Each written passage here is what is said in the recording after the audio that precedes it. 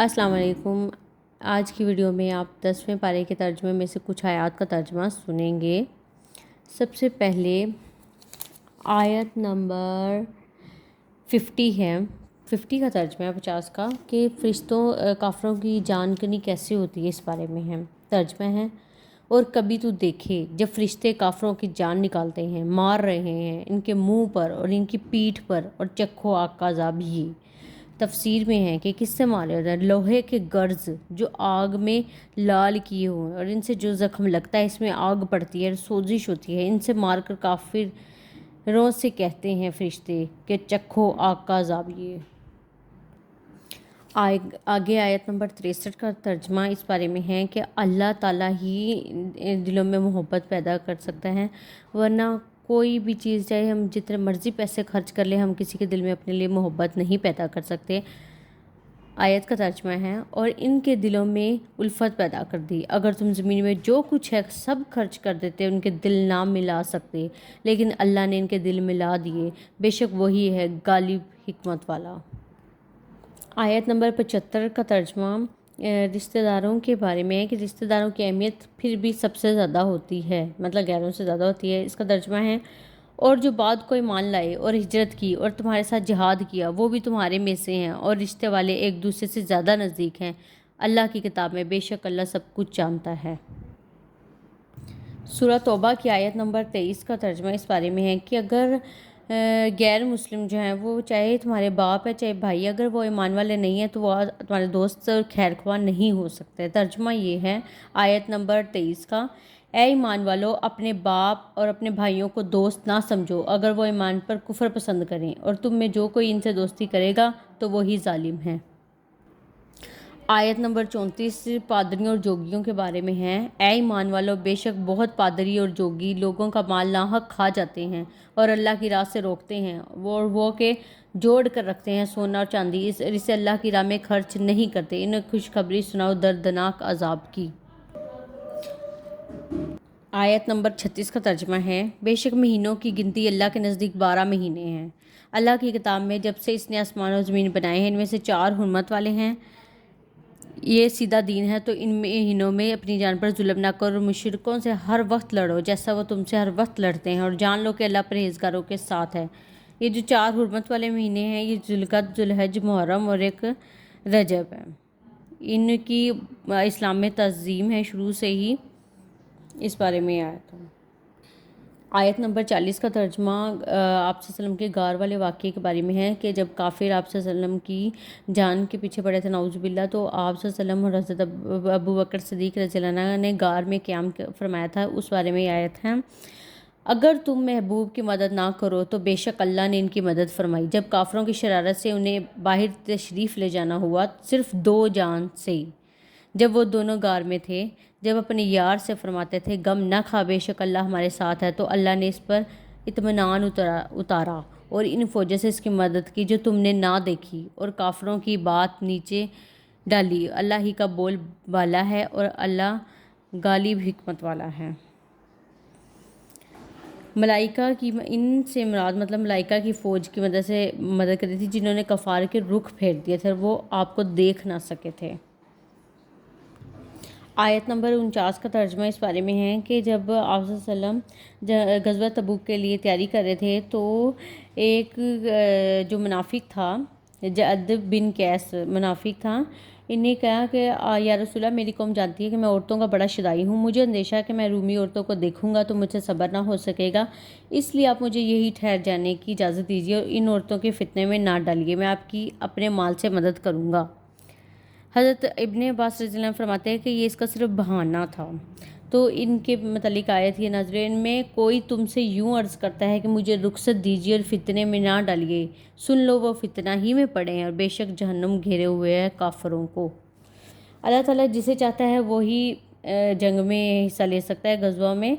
तो अल्लाह ताला चाहता ही नहीं था कि ये मुनाफिक जंग में जाएं, इसीलिए अल्लाह ताला ने उनको उनके मुंह से ही बहाने करा के वो नहीं जा सकें। आयत नंबर 60 के तर्जमे में ज़कात के बारे में बताया गया है कि किन लोगों पर फ़र्ज़ है। زکوٰۃ تو انہی لوگوں کے لیے ہے محتاج اور نیر نادار، اور جو اسے وصول کر کے لائیں، جن کے دلوں کو اسلام سے الفت دی جائے، اور گردنیں چھڑانے میں، اور قرض داروں کو، اور اللہ کی راہ میں، اور مسافر کو یہ ٹھہرایا ہوا ہے اللہ کا، اور اللہ علم و حکمت والا ہے۔ صدقات کے مستحق صرف یہی 8 قسم کے لوگ ہیں، انہی پر صدقات صرف کیے جاتے ہیں، ان کے سوا اور کوئی مستحق نہیں، اور رسول کریم صلی اللہ علیہ وسلم کو اموال صدقہ سے کوئی واسطہ ہی نہیں، آپ پر اور آپ کی اولاد پر صدقات حرام ہیں۔ زکوٰۃ کے مستحق بھی 8 قسم کے لوگ قرار دیے گئے ہیں، جن کا آیت نمبر 61 اس بارے میں ہے۔ جو آپ صلی اللہ علیہ وسلم کافر جو ہوتے ہیں، منافق جو ہوتے تھے، وہ آپ صلی اللہ علیہ وسلم کے لیے ناشائستہ باتیں کرتے تھے اپنی مجلسوں میں۔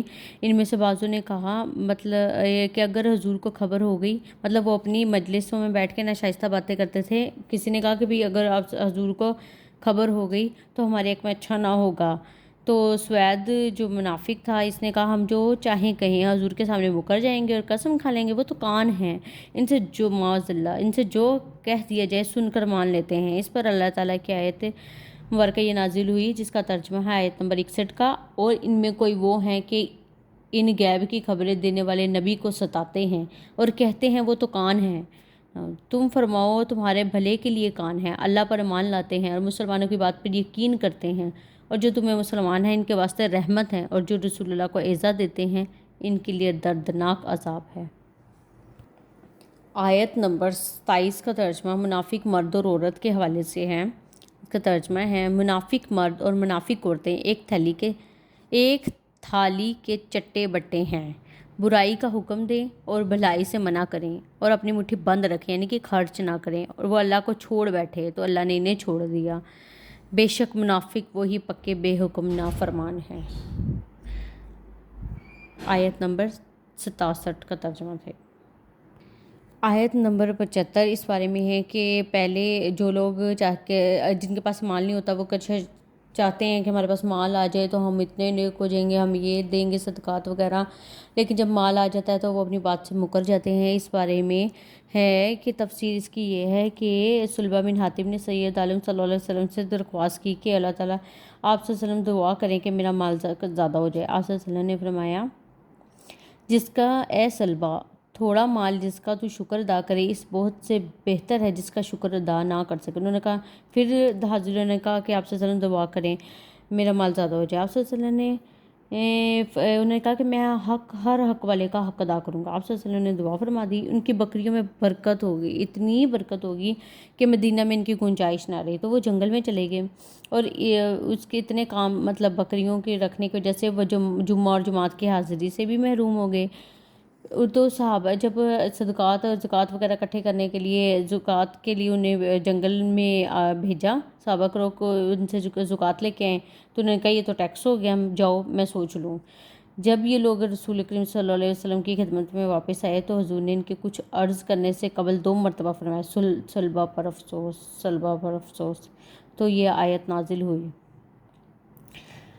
جب پھر سلبہ صدقہ لے کر حاضر ہوا تو سید عالم صلی اللہ علیہ وسلم نے فرمایا کہ اللہ تعالیٰ مجھے اس کے قبول فرمانے کی ممانعت فرما دی ہے۔ وہ اپنے سر پر خاک ڈال کر واپس ہوا، پھر اس صدقہ کو خلافت صدیقی میں حضرت ابو بکر صدیق رضی اللہ عنہ کے پاس لائے، انہوں نے بھی اس سے قبول نہ فرمایا۔